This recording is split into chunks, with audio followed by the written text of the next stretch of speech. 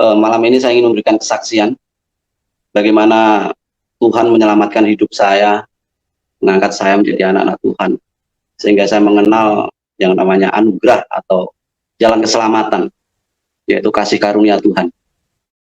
Nama saya Slamet Riyadi, asal saya dari Klaten, aslinya ya lahirnya, tapi saya berumah tangga di Boyolali. Saya dari 6 bersaudara. Masa kecil saya, jelas saya dari keluarga Muslim. Saya juga dari kecil belajar Al-Quran dari SD ya.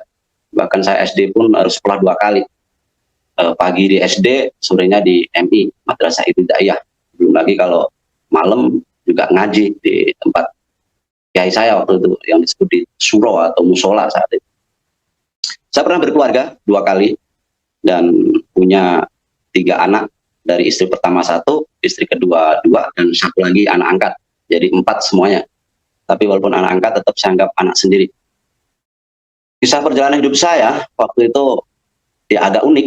Latar belakang saya karena saya dididik dari awal memang Islam seperti yang lain. Namun sejak SMA saya mengalami perubahan. Walaupun masih Islam, tapi agak beda syariatnya. Yaitu saya belajar tentang makrifat atau tasawuf. Di situ juga belajar kanuragan ya, itu ilmu laduni. Itu saat itu di daerah Demak sana, itu waktu saya SMA. Dari situ saya banyak belajar bagaimana sesungguhnya menjalani hidup waktu itu sebagai seorang Muslim. Memang agak berbeda, karena ajaran yang saya terima itu kalau orang sekarang boleh dibilang seperti ajaran apa ya, Islam kejawen begitu. Karena dalam makrifat tasawuf ini boleh dibilang kurang apa ya, artinya tidak mempercayai yang disebut dengan syariat atau hadis secara umum begitu. Karena dalam ajaran di sini Islam sesungguhnya waktu masuk ke tanah Jawa, ini cerita kiai saya. Jadi memang dalam Islam tuh ada 3 pedoman, jadi Al-Quran, hadis maupun syirat ya, atau buku-buku karangan para ulama. Jadi di situ lebih fokusnya ajarannya tentang manunggaling kawula Gusti. Jadi dan sebelum itu harus memahami dulu tentang sangkan paran. Sangkan paran itu sangkan paraning dumadi, artinya bagaimana manusia itu diciptakan oleh Allah, oleh Tuhan. Dan bagaimana manusia itu bisa bersatu dengan Allah. Artinya bersatu di sini bukan seperti Allah terus jadi satu dengan manusia dalam pikiran yang secara manusia kayaknya nggak mungkin seperti itu. Tapi itu semua setelah saya menerima Tuhan dan Roh Kudus buka hati saya, ternyata jawaban itu semua ada di Alkitab. Karena di Al-Quran sendiri sebenarnya sudah diberi isyarat di mana di dalam Taurat dan Injil itu ada petunjuk dan terang di situ. Nah ini kalau saya bicara tentang makrifat tasawuf memang agak panjang. Ya artinya karena itu ajaran dari awalnya dari Syekh Siti Jenar. Mungkin banyak orang yang sudah dengar nama itu. Jadi Syekh Siti Jenar ini bagian dari wali. Dan kalau kita bicara silsilahnya banyak sekali itu perbedaan. Karena ada yang mengatakan dari Persia, ada yang mengatakan anak Sultan dari Cirebon, ada yang mengatakan anak Sunan Ampel dan lain sebagainya.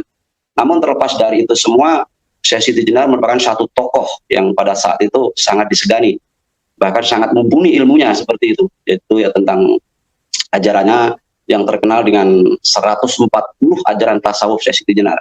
Itu saya hampir mempelajari semuanya saat itu.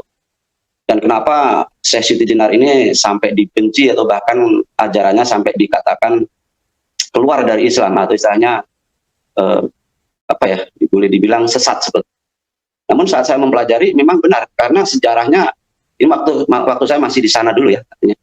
Benarnya bagaimana? Karena pada saat Islam masuk ke tanah Jawa memang belum ada syariat, belum banyak dipelajari. Dan Syekh Siti Jenar langsung ambil sumbernya dari Al-Quran. Gitu. Nah itulah yang membuat kadang-kadang orang tidak masuk sampai di sana. Cuman yang jadi permasalahan, ajaran itu sudah mengarah tentang keselamatan, yaitu tentang sang kalam. Tapi dia langsung ke ujungnya, yaitu sang kalam yang di akhir zaman akan jadi hakim yang adil, yaitu Isa Al-Masih. Namun pada saat Tuhan menebus kita itu belum ada. Makanya dalam ilmu tasawuf itu atau makrifat yang saya pelajari waktu itu mengarahnya ke sang Imam Mahdi atau Ratu Adil itu. Oke, itu sebagian daripada latar belakang saya dalam Islam ya, memang agak berbeda. Jujur saya katakan memang agak berbeda. Perjalanan hidup saya pernah menikah 2 kali, jadi tapi gagal semua. Yang pertama gagal dengan 1 anak, yang kedua juga gagal lagi karena peristiwa di mana saya masuk ke lorong gelap, seperti itu. Artinya masuk ke lorong gelap. Saya pernah penjara di Taiwan. Jadi dulu saya pernah bekerja sebelum di pelayaran, saya pernah bekerja di public relation, itu di sebuah perusahaan kosmetik besar di Semarang. Namun pada tahun 97-98 terjadi krisis moneter, saya kena PHK. Di situ saya sempat nganggur, ya walaupun waktu itu dapat pesangon gaji 3 bulan. Pada saat itu ya bingung, pernah jadi sopir taksi apa dan lain sebagainya, terus ngajar di musola apa semua. Terus akhirnya saya menghubungi kakak saya, kebetulan kakak ipar saya seorang nahkoda. Saya ikut di sana belajar berlayar. Mungkin karena kakak kasihan melihat saya yang jadi ABK atau apa itu, terus akhirnya saya disekolahkan lagi di mesin perkapalan sampai saya punya ijazah KKM, jadi kepala kamar mesin. Baru setelah itu saya mulai berlayar. Jadi pernah sampai ke Thailand, Myanmar, terus sampai ke Maldives, Filipina, banyak. Termasuk yang terakhir di Taiwan. Gitu. Nah, pada kontrak yang ketiga, waktu saya kerja di pelayaran itu, kurang lebih tahun 2005, saya tersandung masalah. Tepatnya awal 2006, yaitu peristiwa di mana teman saya telepon saya, kalau dia ada masalah. Teman saya ini kerja di pabrik, bukan di kapal seperti saya. Dia dibully sama teman-temannya yang dari Vietnam di situ. Nah, karena sebagai teman merasa kasihan, pas saya libur saya datengin. Tujuannya untuk melerai atau untuk memberikan apa istilahnya pengertian terhadap tenaga kerja asing dari Vietnam itu. Gitu. Namun terjadi kesalahpahaman. Akhirnya dari situ terjadi pertengkaran. Jadi saya 2 orang, dikerubut 7 orang waktu itu. Ya mungkin karena saat itu saya menguasai banyak ilmu ya, dalam tanda kutip ya. Jadi pukulan saya tuh sempat membuat salah seorang dari mereka meninggal. Dan itu pun saya belum sadar. Karena habis pertengkaran itu belum selesai, ini orang ada yang jatuh satu, saya kira jatuhnya cuma jatuh biasa, tapi ternyata mati. Nah, si pihak warung telepon polisi. Kalang kabut. Saya lari nemuin teman-teman di taman begitu. Kalau kita lagi bertengkar sama orang Vietnam, ya kalau waktu itu kan orang Indo ya, orang Indonesia, Vietnam maupun Filipina, kalau ada pertempuran begitu ya, pertempuran dalam tanda kutip artinya perselisihan antar tenaga kerja, itu biasanya memang main kroyok. Dan itu saya nggak sekali 2 kali waktu itu. Bahkan pernah waktu itu yang kasus di Tangkang Kosong itu saya juga terlibat. Bahkan itu ada yang mati, Pak. Tuh. Jadi memang dulu agak ganas gitu ya. Oke. Nah, setelah itu saya jadi pelarian 6 bulan. Sebenarnya bos saya waktu itu sudah memperingatkan saya untuk segera pulang ke Indonesia biar nggak tertangkap. Tapi saya malah muter-muter, jadi ilegal. Kerja di sana sini ya, pernah di pabrik teh, di pabrik apa, banyak banget waktu itu. Nah, setelah 6 bulan saya tertangkap. Disinilah saya mulai jadi kesakitan. Nah, singkat cerita, saya kena hukuman waktu itu tuntutan seumur hidup karena istilahnya kena pasal pengcungsaran atau pembunuhan berencana. Dengan tuduhan pembunuhan berencana karena saat kejadian pembunuhan itu dengan tempat kerja saya jauh, bahkan luar kota gitu. Jadi seolah-olah saya ini sudah ada rencana seperti itu. Namun akhirnya saya naik banding.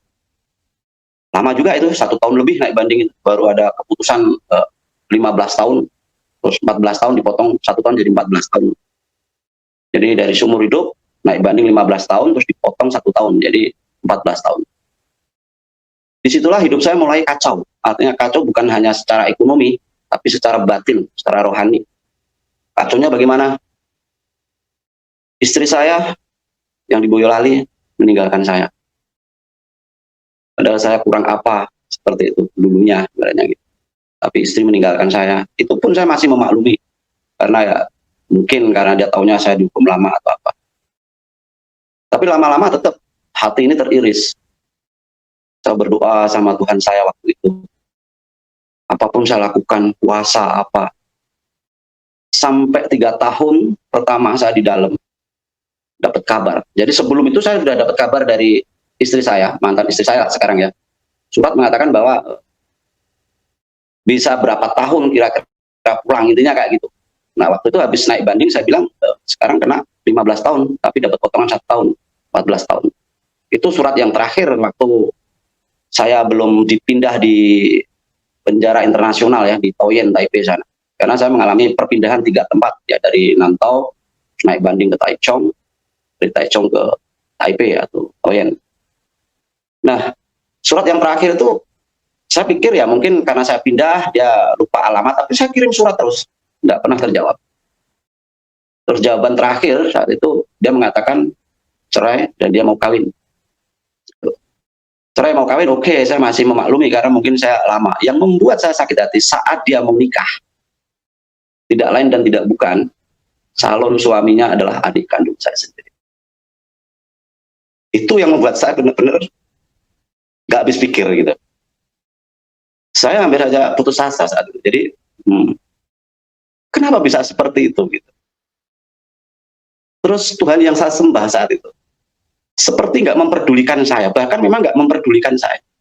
Saya doa, puasa, apapun saya lakukan, seperti ajaran yang pernah saya alami dulu. Jadi setelah 3 tahun dalam kehampaan, dalam kesendirian, dapat surat seperti itu. Saat itu saya sudah dipindah di Taoyuan ya, di penjara internasional di Taipei sana. Di situ saya udah nggak karuan dan saya udah banyak masalah di situ. Kalau di sana itu, kalau kita itu punya kasus, apalagi kasusnya sebagai saran atau pembunuh, itu ganas, artinya orang pun nggak berani dekat gitu. Dan saya makin ganas saat itu. Sampai saat itu berapa kali saya di sel yang sendiri gitu ya, yang tanpa teman dalam kegelapan itu pernah, bukan sekali 2 kali. Sampai ya intinya saya doa terus, tapi nggak ada jawaban. Artinya hati saya semakin hancur gitu. Terus setelah menjalani finishing atau hukuman di dalam itu, yang karena pelanggaran saya keluar dari situ, saat itu malah belum keluar, saya masih hukuman di ruang khusus itu ya. Saya dapat kunjungan, nama saya dipanggil, katanya ada yang mengunjungi. Itu hati saya udah kayak meledak gitu. Siapa gitu? Masa saudara saya atau siapa? Saya nggak tahu. Tapi hati saya udah ada satu kegembiraan tersendiri. Karena hampir 3 tahun lebih nggak ada yang mengunjungi saya, nggak ada yang jenguk saya, saudara apa, surat pun nggak ada masuk ya. Yang masuk terakhir kalau istri mau kawin lagi itu. Terus saya dikawal sama petugas. Ketemu satu orang, saya tidak kenal orang itu. Dia menyapa. Ya ngobrol biasa aja. Tanya kabar, apa, semua gitu. Itu nggak lama pertemuan pertama. Terus dia memberi beberapa bacaan waktu itu, boleh dibilang kayak apa ya, ya ada buku majalah kecil gitu loh, ada cerita ini kayak gitu untuk ngisi di dalam gitu. Sebelum beliau pulang, dia ngajak berdoa dan beliau mendoakan saya.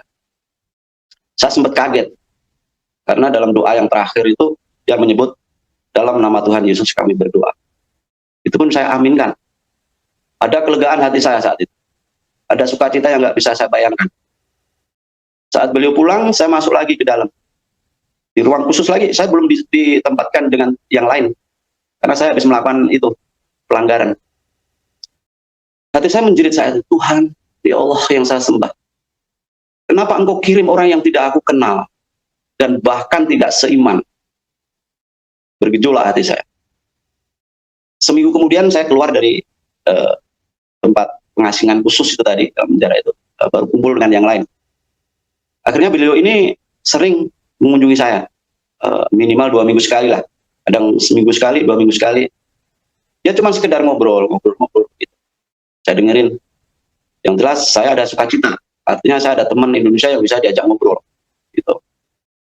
Lama-lama saya tahu kalau beliau ini seorang pendeta, hamba Tuhan, dan dia banyak juga memberikan masukan-masukan rohani.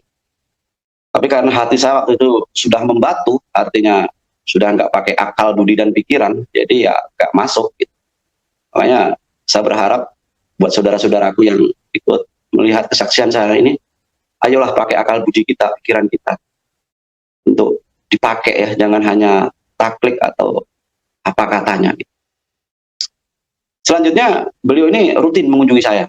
Setelah hampir mungkin 3-4 bulan, saya lupa. Jadi beliau itu mengunjungi saya masih ingat tanggalnya, saya catat di buku diari saya.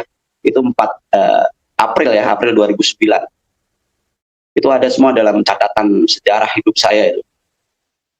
Nah, setelah 3 atau 4 bulan, beliau ini memberikan saya sebuah kitab untuk dibaca. Tapi dasar ini saya ini orangnya agak keras kepala dan hati udah membatu saat itu. Alkitab bukan saya baca. Saya taruh di bawah bantal saya, di sarung bantal, saya pakai untuk tidur. Tuh. Jadi setiap beliau datang, pasti nanya, baca udah sampai mana? Ya saya bilang, udah baca apa nggak tahu sampai mana, nggak paham. Padahal saya nggak pernah baca. Beliau ngomong lagi. Setahun berikutnya, disitulah puncak, di mana setelah istri saya tadi bilang cerai mau kawin lagi, nah hampir setahun kemudian dia baru nikah ternyata. Nah, karena apa? Karena adik saya harus menceraikan istrinya dulu. Gitu. Oh, hancur hati saya. Hancur lebur. Saya hampir bunuh diri lagi. Hampir bunuh diri. Jadi saat itu saya betul-betul udah nggak punya harapan hidup. Pokoknya hidup segan mati tak mau, boleh dibilang seperti itu. Sampai puncaknya, karena saya sudah sering dengar firman Tuhan dari hamba Tuhan tersebut, saya menantang Tuhan saat itu. Menantang Tuhan Yesus dalam tidur saya. Jadi kalau Yesus, kalau engkau memang Tuhan, bersihkan hati saya dari rasa sakit, beri saya ketenangan, biarkan saya bisa tidur yang nyenyak, biar saya bangun dalam keadaan senang. Simple doa saya waktu itu. Kan saat itu saya betul-betul nggak punya itu, nggak punya sukacita, nggak ada damai sejahtera. Isinya antara hidup dan mati itu aja dalam bayangan saya. Kalaupun saya harus bisa keluar, saya pasti menghabisi orang lagi. Dendam itu makin ngeri sekali, makin dalam. Dalam doa itu saya memang betul-betul nantang Tuhan. Tuhan Yesus, saya belum pakai kata Tuhan. Yesus, kalau engkau memang benar Tuhan Juru Selamat, ayolah, beri saat tidur nyenyak malam ini, sukacita. Beri kedamaian hati saya. Tapi kalau engkau bukan Tuhan, bukan Juru Selamat, biarlah besok saya mati. Malam itu juga saya mengalami mimpi yang luar biasa. Kalau di dalam penjara itu kan tidur dibatasin ya, jamnya ya. Jadi jam 9 itu juga harus sudah tidur. Jadi kalau ada penjaga lewat pasti kita ditok-tok pintu. Tapi saya saat itu ya doa sambil tiduran. Gitu. Itu bulan Desember lagi saat itu. Masih musim dingin yang luar biasa. Saya mimpi yang itu keanehan mimpi saya. Jadi dalam mimpi itu seperti nyata. Di mana saya ditarik bayangan hitam yang begitu gelap besar nggak kelihatan, dan bayangan putih yang begitu besar juga. Saya sampai berkeringat, itu seperti nyata. Sakit semua badan saya. Tapi dua bayangan itu akhirnya melepaskan saya saat melihat ada cahaya terang yang sampai menyilaukan mata, bahkan saya sendiri sampai nggak bisa melihatnya.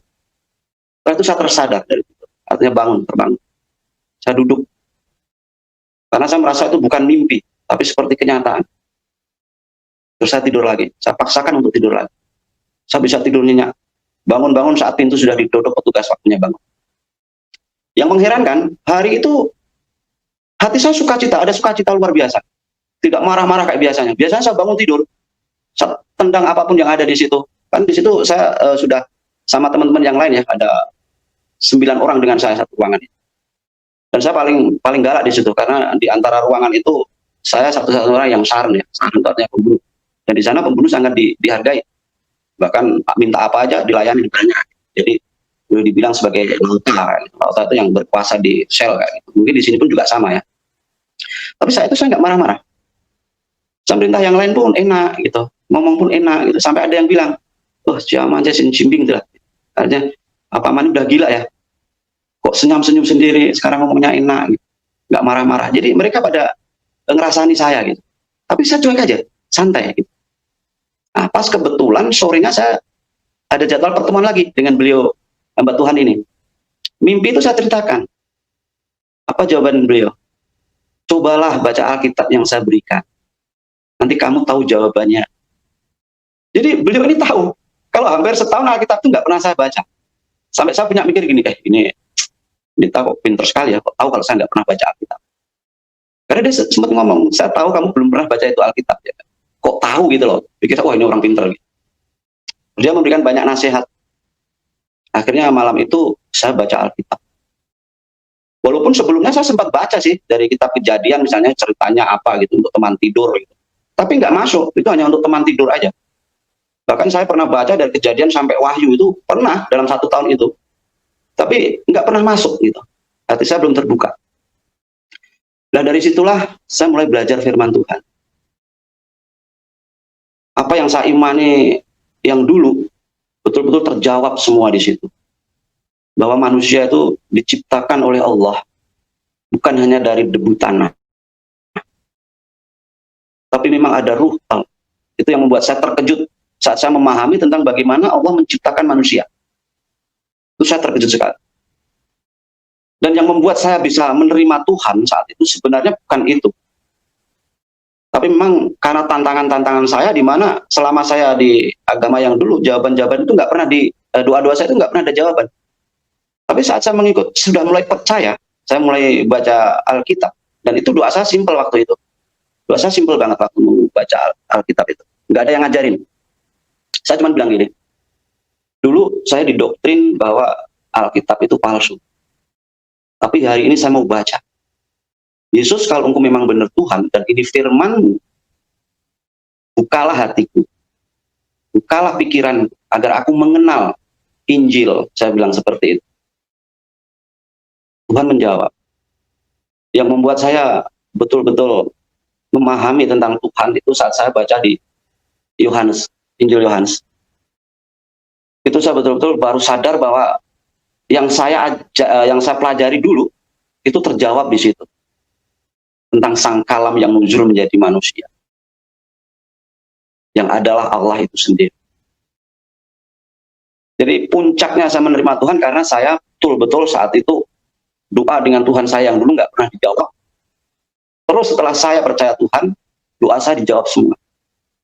Setiap apa yang saya katakan Tuhan jawab. Itu betul mukjizat waktu saya di dalam. Walaupun saat itu saya belum dibaptis. Karena saya hampir 3 tahun saya harus mempelajari antara Alkitab dan ilmu saya yang dulu. Perbandingan namanya. Saya sempat menulis sebuah buku, walaupun sampai sekarang belum berani menerbitkan ya. Mungkin gak ada yang berani nerbitin kali. Tapi cukup untuk diri saya sendiri. Termasuk buku-buku diari saya. Jadi dalam hampir 3 tahun itu saya melakukan perbandingan. Mencari siapa itu Isa Al-Masih, siapa itu Yesus Kristus. Di situ. Akhirnya saya ingin bukti waktu itu. Artinya minta Tuhan itu menjawab doa saya satu aja supaya saya bisa menerima Tuhan dengan sungguh hati. Itu juga simple permintaan saya. Tuhan, selama ini aku dalam penjara. Aku nggak mengerti dunia luar. Katanya engkau Tuhan yang ajaib, yang tidak ada mustahil bagi engkau. Aku pingin Tuhan mengerti dunia luar walaupun aku dalam penjara. Tuhan menjawab saya. Saya dipekerjakan di percetakan. Jadi di penjara itu, di penjara internasional itu ada 18 pabrik. Akhirnya saya bisa dipekerjakan di pabrik. Dan saya ditempatkan di percetakan. Di situ saya mulai banyak kenal. Terus banyak kunjungan teman-teman. Akhirnya ada satu saudara seiman ya, yang waktu itu belum seiman dengan saya. Itu menawari saya satu pekerjaan di luar, bayangkan. Ini keajaiban Tuhan, mukjizat Tuhan. Saya ditawarin, mau nggak kamu menulis di majalah saya? Beliau ini seorang editor, majalah terkenal di Taiwan bahasa Indonesia. Jadi majalah Indo Taiwan, Indo Suara itu masih bisa dicek nama saya ada. Jadi nama saya di situ nama pena saya Aman Solo. 4 tahun saya ngisi di rubrik muda. Dan saya juga pernah juara menulis puisi antar migran, tenaga migran. Jadi Indonesia, Thailand, Vietnam maupun Filipina. Saya pernah juara 1. Itu nggak sekali. Belum lagi yang juara harapan. Itu semua nyata. Disitulah saya mikir, jawaban Tuhan betul-betul ada. Dipenuhi. Akhirnya, di situ saya mulai menerima Tuhan Yesus. Karena Tuhan betul-betul ajaib. Tidak ada yang mustahil bagi Tuhan. Tanggal 7 Desember 2012 saya dibaptis. Jadi dari 2009 sampai 2012, bayangkan, tidak mudah. Makanya saya memaklumi kalau saudara-saudara saya yang masih di seberang sulit untuk menerima Tuhan, memang itu wajar. Karena Roh Kudus belum jamah hatinya. Karena dia belum mengalami kasih karunia, dalam arti belum mau membuka hati dan pikirannya dan akal budinya. Itu saya memaklumi, tapi saya tetap berdoa untuk keluarga saya, saudara saya. Saya sangat mengasihi, Tuhan sangat mengasihi. Itu yang membuat hati saya selalu berdoa itu. Akhirnya saya dapat ini potongan ya. Jadi ini juga mujizat Tuhan. Harusnya saya menjalani 14 tahun, tapi saya hanya menjalani 6 tahun 9 bulan. Ini tidak mudah. Artinya sesuatu yang mustahil sebenarnya buat saya. Tapi karena anugerah Tuhan, saya banyak dapat remisi, dapat potongan-potongan hukuman. Karena nama saya waktu itu sebagai napi, baik. Artinya saya setelah mengenal Tuhan itu, saya nggak pernah melakukan pelanggaran. Saya nggak pernah melakukan pelanggaran. Saya nurut. Dan saya dipercaya untuk mimpin orang-orang Indonesia di sana. Banyak waktu itu, ada 60 lebih, kalau nggak salah 68. Banyak. Dan puji Tuhan setelah saya dibaptis, waktu itu saya bisa mentobatkan 4 orang di sana, orang Indonesia. Itu awal saya mengabarkan Injil. Namun yang membuat saya lebih mengerikan hidup saya lagi setelah menerima Tuhan ada. Justru setelah saya keluar, September 2016 saya keluar. Itu hidup saya seperti dibanting lagi ibaratnya. Bahkan lebih sengsara di dalam penjara. Boleh dibilang secara batin. Gimana tidak? Saya pulang tidak punya rumah. Karena istri sudah menikah dengan orang lain. Yaitu adik kandung saya sendiri. Saya pulang waktu itu ke rumah kakak di Bali. 1 minggu. Saya ingin menenangkan hati sebelum menemui anak-anak. Saat menemui anak-anak apa yang terjadi? Pahit kalau diceritakan. Tapi saya mengampuni mereka. 1 tahun saya mengalami goncangan hidup yang luar biasa. Cari kerja susah. Saya tidak punya komunitas. Mencibir sana sini. Bahkan dapat ancaman banyak karena saya sudah terima Tuhan. Tuh. Bahkan saya di gereja pun untuk minta pertolongan. Orang mencurigai saya. Karena apa? Waktu saya pulang, yang saya urus pertama KTP. Waktu saya mendaftarkan untuk bikin KTP baru, waktu itu kan saya hanya punya satu identitas, yaitu SPLP, surat perjalanan laksana paspor, karena paspor sudah mati, KTP pun sudah lama mati, jadi saya harus bikin KTP baru. Saat saya bikin KTP baru, saya sudah mengajukan agama saya sudah Kristen karena sudah dibaptis. Apa yang keluar? Tetap Islam. Saya balik lagi ke kecamatan untuk ganti status agama, tapi saya malah dicaci maki. Akhirnya saya terima, ya sudah. Saya berusaha mulai cari kerja. Karena udah punya KTP, saya yakin bisa cari kerja. Tapi apa? Susah. Nggak tahu harus kemana. Semua serba berubah saat itu. Sekian tahun saya di dalam, pulang semua serba berubah. Jalan pun saya sudah bingung. Banyak yang berubah. Apalagi rumah, kantor, apa, banyak berubah. Saya seperti gelandangan. Karena saya kalau tidur di masjid nggak mungkin. Sudah saya meninggalkan itu kan, tetap saya cari gereja. Ya memang ada yang terima sehari 2 hari, tapi tetap saat itu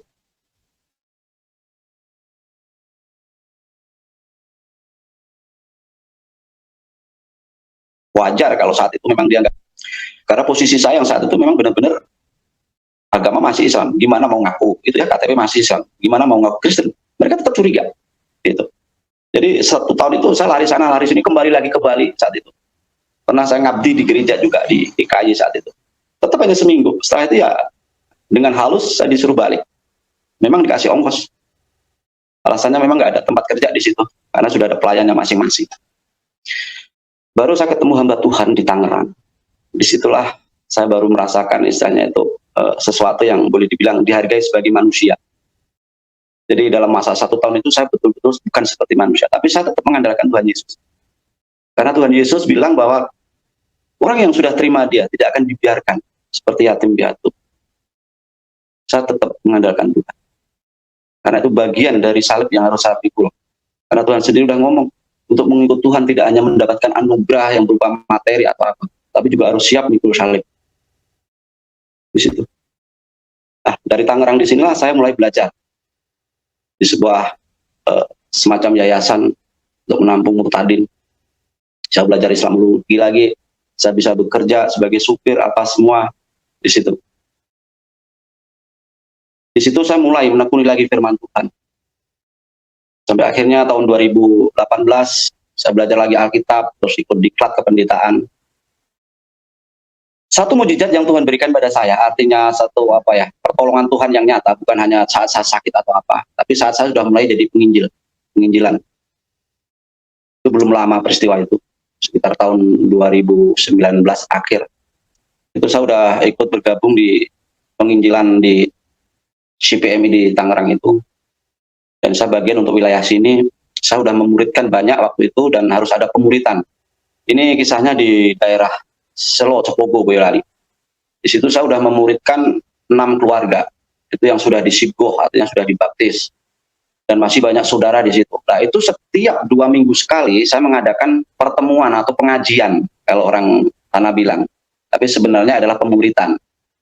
Karena saya bergerak di bidang penginjilan di bidang kontekstual, jadi saya harus memberikan pengertian pada mereka bagaimana beragama itu, artinya apa tujuan agama itu intinya seperti itu, sampai mereka bisa mengenal Tuhan Yesus atau Isa Al-Masih, junjungan yang ilahi. Nah, karena semakin komunitas semakin besar di situ, orang-orang mulai curiga, kampung situ mulai curiga. Kami sempat digeropyok di situ. Cuman saat tausiah itu atau saat penginjilan itu, pemuritan itu, memang di situ ada Al-Quran dan Injil di situ. Nah, karena saat di Gropio itu ya sedikit banyak dapat informasi, kok rame-rame ada apa. Kan ada yang dengar rame-rame gitu. Akhirnya Injil semua disimpan, masukin tas atau yang ada Al-Quran di atas itu. Jadi saat di Gropio masuk itu, ya saya sebagai manusia yang masih bersalur daging pasti takut. Tapi saya doa, Tuhan, ini semua adalah amanat-Mu untuk mengabarkan kabar baik. Engkau pasti nggak akan mempermalukan hamba. Seperti itu doa saya waktu itu. Pasrah aja sama Tuhan Yesus. Wah, untuk tuh. Tapi saat mereka melihat Al-Quran apa, terus saya dipegang saat itu. Ini orangnya kayak gitu. KTP saya dibuka, domain saya. Saat dia baca, loh, agamanya Islam. Ternyata ada hikmah di belakangnya. Jadi saat saya waktu dulu ngurus KTP masih beragama Islam, ternyata di situ ada satu rencana Tuhan. Itu salah satu mujizat. Saat itu saya udah hampir boleh dibilang sebagai manusia pastilah. Ini pasti saya digebukin gitu aja. Namun justru dari peristiwa itulah banyak mereka yang akhirnya mengerti, karena saya penginjilan dengan cara kontekstual, otomatis yang saya ceritakan tentang hal-hal yang mereka ketahui dulu sebagai jembatan. Jadi itu yang banyak saya rasakan waktu itu di situ. Terus yang terakhir, katakanlah setelah saya mulai penginjilan, saya ketemu banyak saudara-saudara di misi. Terutama saya bisa menghubungi lagi mentor-mentor saya yang waktu saya masih di dalam dulu, saat itu sempat putus hubungan. Karena saya orangnya jujur, saya katakan saya gaptek saat itu. Saya hampir 2 tahun pulang Indonesia itu belum punya HP yang namanya Android, masih punya HP jadul. Bisanya cuma telepon sama SMS. Jadi maka sampai sekarang saya itu mohon maaf agak bingung gitu dalam hal teknologi ya. Baru 2 tahun terakhir ini saya dapat ya istilahnya berkat Tuhan bisa mengenal HP Android, itu masih banyak belajar dengan teman-teman saya untuk belajar gitu. Nah, setelah saya pelayanan di Tangerang, terus saya ketemu lagi teman-teman yang lain, dan saya bisa menghubungi mentor-mentor saya, ini baru ada harapan dalam arti jawaban saya didengar Tuhan. Terus pelayanan saya mulai aktif, artinya kemana saya harus melangkah. Jujur karena saya saat itu betul-betul nggak tahu, saya nggak punya komunitas, saya ibadah aja pindah tempat, pindah gereja, nggak punya. Jadi saya pernah di KJ, pernah di KK, pernah di BI, pernah di KY, dan sekarang saya di dia, Gereja Isa Al-Masih. Tapi bagi saya itu nggak masalah, yang penting saya bisa memuji Tuhan. Nah, dari situ saya kenal dengan mentor-mentor saya, baru tanya, gimana kabarnya sekarang? Ya saya ceritakan apa adanya. Akhirnya beliau memberi satu mandat ya, kalau boleh dibilang, karena itu mentor saya. Gimana kalau kamu ini ngurusin teman-teman yang TKI yang pulang dari Taiwan, dari Hong Kong, yang di sana mereka udah terima Tuhan, tapi saat pulang dia mengalami masalah dengan keluarganya, dicaci maki, dibuang dan lain sebagainya. Nah, itu tugas, ibaratnya gitu. Tolong itu tugas kamu, seperti itu intinya. Di situ saya baru mengenal tentang bagaimana saya harus melangkah. Dan saya memang tidak ada satupun gereja atau denominasi yang membantu atau istilahnya yang menyokong saya dalam pelayanan. Dan puji Tuhan semua jerih payah saya sendiri, walaupun apa adanya. Waktu itu saya sempat sebelum ini corona ini, setahun yang lalu ya, itu saya mengalami kebangkrutan. Karena setelah saya pulang dari Tangerang, saya ketemu teman-teman untuk bisnis properti. Namun sayang akhirnya karena corona ini kredit macet dan disita bank. Tapi itu tidak apa-apa. Tetap Tuhan mencukupi hidup saya untuk semua yang saya layani, dan saya yakin Tuhan tidak akan pernah meninggalkan saya. Itu, dan sekarang saya juga masih ada beberapa teman yang di sini yang masih misalnya belajar untuk pemuritan tentang Alkitab. Mereka ini juga dulunya Muslim, ada yang dari dalam juga, dan dia tidak diterima keluarganya. Ya saya tahu memang di sini apa adanya, makan seadanya. Jadi yang penting kita tetap belajar firman Tuhan, biarlah nanti apapun yang kita lakukan diberkati Tuhan. Masalah pekerjaan jangan dipikir dulu, karena firman Tuhan mengatakan carilah dulu kerajaan Allah, maka berkatnya akan mengikuti kita, dunia akan ditambahkan, dunia akan, itu saya amini. Dan saya sekarang sudah mendirikan juga satu karena untuk pelayanan saya harus punya satu badan hukum untuk pelayanan, supaya tidak, istilahnya ya dalam Alkitab disebutkan itu kita harus tulus seperti merpati, tapi juga cerdik seperti ular. Jadi kami ada satu LSM yang melayani anak-anak yatim piatu, yatim dan duafa. Tapi khususnya memang yatim piatu dan yatim atau piatu itu untuk kita sekolahkan. Itu ya memang nggak banyak, tapi puji Tuhan kita aja bisa memberikan yang terbaik, artinya untuk membiayai mereka sekolah, dan itu memang masih belum, istilahnya belum maksimal.